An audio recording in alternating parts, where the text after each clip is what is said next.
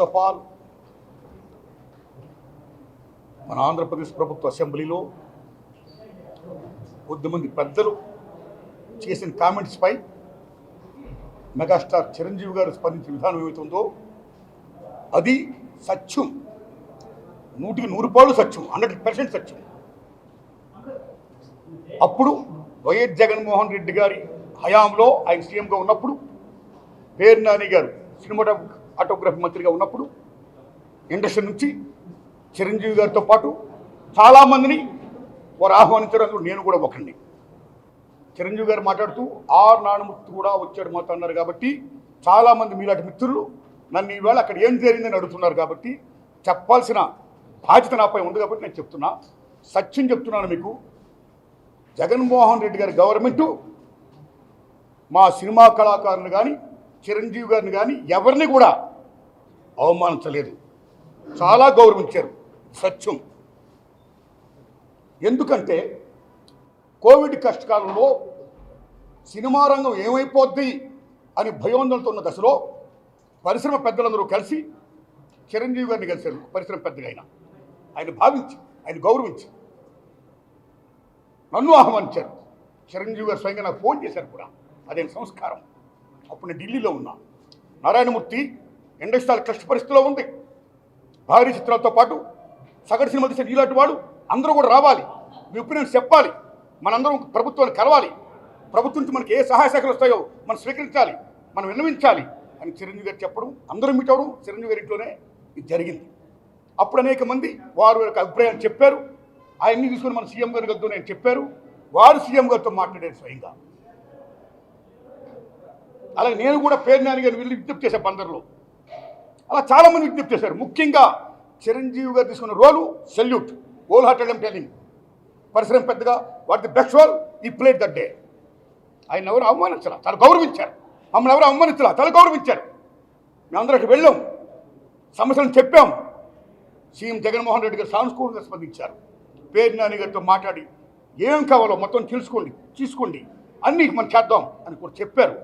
ఇది జరిగిన సత్యం అండి. ఆ సమస్యలు ఇంకా ఉన్నాయి, స్టిల్ ఇట్స్ గోయింగ్ ఆన్. ఆయన ప్రభుత్వం ఇప్పుడు లేదు. ఇప్పుడు మన చంద్రబాబు నాయుడు గవర్నమెంట్ వచ్చింది.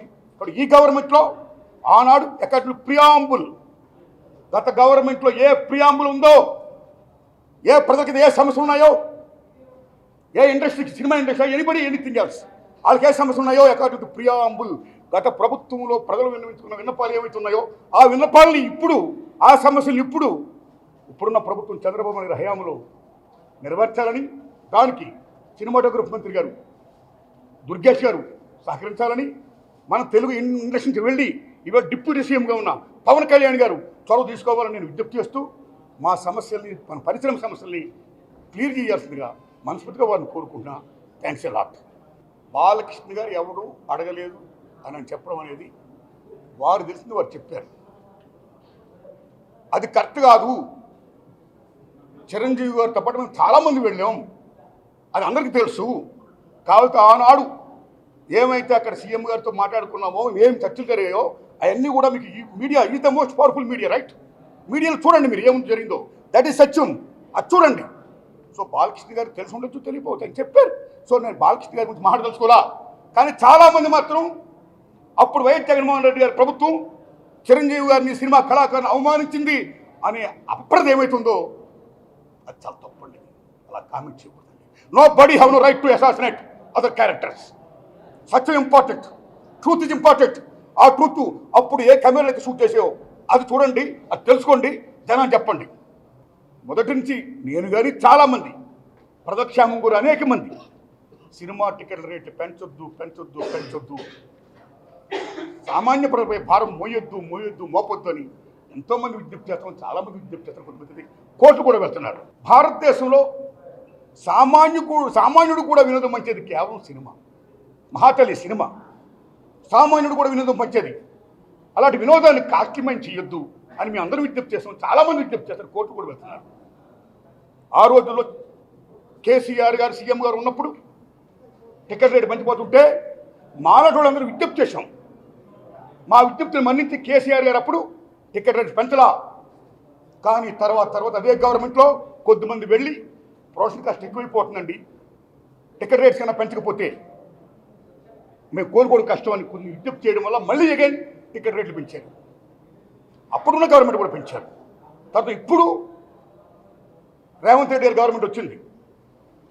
రేవంత్ రెడ్డి గారి గవర్నమెంట్ వచ్చిన తర్వాత అగైన్ ఈ టికెట్ రేట్ పెంచడం అనేది స్టిల్ గోయింగ్ ఆన్.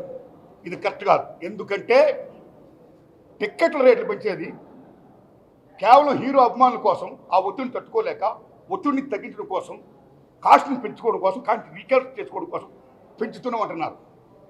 హీరో అభిమానులు కూడా తల్లిదండ్రులు ఉంటారు, హీరో అభిమానులు కూడా పేదవాళ్ళు ఉంటారు. ఒక్కొక్క టికెట్ 1000 రూపాయలు అయితే ఎలా కొంటారు టికెట్లు? ఎక్కడ అప్పుసప్పులు చేస్తారు? ఏమైపోతాడు ప్రేక్షకుడు? ఎంత భారం మోపుతున్నారు? అది కరెక్ట్ కాదు. ఇవాళ మళ్ళీ చెప్తున్నాను మిత్రులారా, మీరు నమ్మండి, మన తెలుగు చలనచిత్ర పరిశ్రమలో ఫస్ట్ లవ్ కుష్ తీశారు. That is the biggest hit in India in Telugu. ఆ సినిమాకి 5 years పట్టింది శంకర్ రెడ్డి గారి నిర్మాతానికి. నేను 5 years తీశాను, ఎన్నో కోట్లు అప్పు చేశాను, ఖర్చు పెట్టాను, నా సినిమా రిలీజ్ చేస్తున్నాను, టికెట్లు పెంచండి అని ఏనాడు ఆయన ప్రభుత్వం అడగలా శంకర్ రెడ్డి గారు. అదే love Kusha super duper hit అయింది. మీరు నమ్మండి, 5-6 సంవత్సరాలు కంటిన్యూగా ఆడింది. పళ్ళతో లాభాలు వచ్చాయి ఇన్ తెలుగు. లవ్ కుష, టేక్ హిందీ, మొగలాయ్ ఆజం, షోలే. మొగలాయ్ ఆజం ఆసిఫ్ గారు తీశారు, 9 ఏళ్ళు పట్టింది. బోర్డెన్ కోర్టు ఖర్చు పెట్టాడు ఆయన. నాకు 9 ఏళ్ళు పట్టింది, చాలా కోట్లు ఖర్చు పెట్టాను, నా సినిమా రిలీజ్ చేస్తున్నాను, నాకు టికెట్లను పెంచండి అని ఆసిఫ్ గారు ఏనాడు కూడా ప్రభుత్వం అడగలా. ఆ సినిమా సూపర్ డూపర్ హిట్ అయింది. ట్రక్కులో లాభాలు వచ్చాయి in Hindi. Take Sholay, GP SIP గారి సినిమా ది గ్రేటెస్ట్ హిట్. ఇన్ని కోట్లు పెట్టాం, టికెట్ పెంచండి అని జీపీ సిప్ గారు అడగలా. ట్రక్కులో లాభాలు వచ్చాయి, సినిమా బ్రహ్మాండం డబ్బులు వస్తాయి. That's all. You come to English, there is Ben Hur, there is 10 commandments. Cecil బిడి మీద చేసిన 10 commandments కానీ, బెనహార్లు కానీ, టాటా నెక్స్ట్ హీరో బోల్డెన్ కోట్లు ఖర్చుపోయి. కానీ ఏనాడు ఆ నిర్మాతలు మాకు ఇన్ని కోట్లు ఖర్చుపోయి, మాకు డబ్బులు పెంచండి, టికెట్ రేట్ పెంచండి అని ప్రభుత్వం అడగలా. ఆ సినిమాని ప్రేక్షకులు బ్రహ్మరథం పట్టారు, ఆడించారు. మీరు నమ్మండి, గూడ్సుల్లో లాభాలు వచ్చే ఆడికి. సినిమా బాగుంటే డబ్బులు వస్తాయండి. ఈ రకంగా టికెట్ రేట్లు పెంచుకుంటూ సామాన్యుడిపై భారం మోపడం పరమ దారుణ దర్శాలు. నేను ఒకటే కోరుతున్నా రేవంత్ రెడ్డి గారిని, అయ్యా రేవంత్ రెడ్డి గారు, మీరు అసెంబ్లీలో మాట్లాడుతూ అసెంబ్లీ సాక్షిగా నా హయాంలో టికెట్ రేట్లు పెంచను, మిడ్ నైట్ షోలు వేయనన్నారు మీరు. టికెట్ రేట్లు పెంచను, మిడ్ నైట్ షోలు వేయనన్నారు మీరు. మేమందరం ఆనందించాం, హర్షధ్వానంతో క్లాప్ కొట్టాం. కానీ రేవంత్ రెడ్డి గారు, కానీ ఈవేళ మీ గవర్నమెంట్లో ఏం జరుగుతున్నాయి? గత గవర్నమెంట్ మీ గవర్నమెంట్ కూడా ఎవరైతే వచ్చి వాళ్ళు నష్టాలు చెప్పుకుంటున్నారో, మాకు ఇంత ఖర్చు అయిపోయింది, టికెట్ రేట్ పెంచకపోతే మాకు గతి లేదు అని అంటున్నారో, మీరు వెంటనే ఇమ్మీడియట్గా వాళ్ళందరికీ టికెట్ రేట్ పెంచుకోమని మీరు జీవో పాస్ చేస్తున్నారు. ఇక్కడ మీరే కాదు, అక్కడ ఆంధ్రప్రదేశ్ గవర్నమెంట్ కూడా, 2 రాష్ట్ర ప్రభుత్వాలు ఇలా టికెట్ రేట్ పెంచడం అనేది దారుణం. మీరు ప్రజలను మన్నించండి, సగటు ప్రేక్షకులను మన్నించండి. మీ డిమాండ్ ఫ్రమ్ ద పీపుల్, వాళ్ళని మన్నించండి. డబ్బులు అయిపోతే మళ్ళీ మిగతా సినిమాలు ఎక్కడ చూస్తారు వాళ్ళు? అప్పు సప్పు చేస్తే ఇంత డబ్బు పెట్టేసి చూస్తే మిగతా సినిమాలు ఎక్కడ చూస్తారు వాళ్ళు? తర్వాత చూద్దాంలే, మనం ఓటీటీ చూద్దాంలే, ఎక్కడ చూస్తూ ఉంటారు. మిగతా సినిమాలు చాలా డ్యామేజ్ అయిపోతుంది. అది ఒక రకంగా చెప్పాలంటే టికెట్ రేట్ పెంపకం అనేది సగటు ప్రేక్షకుడిపై భారం మోపడమే కాదు, అభిమానుల యొక్క రక్తాన్ని జలగలా పిప్పేయడమే కాదు, సగటు చిత్ర నిర్మాతలను కూడా చాలా డ్యామేజ్ చేస్తున్నారు. అది కరెక్ట్ కాదు. ప్రేక్షకుడి ముందు మనం కాపాడుకోవాలి. ప్రేక్షక దేవుడు అంటాం మనం. సినిమా అనేది తీసేవాడు, చూసేవాడు, చూపించే సినిమా. అందుకే సినిమా ఇండస్ట్రీ పరిశ్రమ నిర్మాతతో పాటు, దర్శకులతో పాటు, 24 క్రాఫ్ట్స్తో పాటు వాడు ఎంత ఇంపార్టెంటో, ప్రేక్షక దేవుళ్ళు ఎంత ఇంపార్టెంటో, వాళ్ళిద్దరికి మధ్య సంధానకర్తగా ఉండే సినిమా థియేటర్లు అంటే దేవాలయాలు, అవి అంత ఇంపార్టెంట్.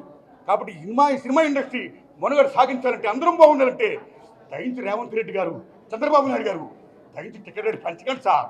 మీకు హంబుల్ రిక్వెస్ట్ చేస్తున్నా, దండం పెడుతున్నా. సగటు ప్రేక్షకులు మీరు గౌరవించండి సార్.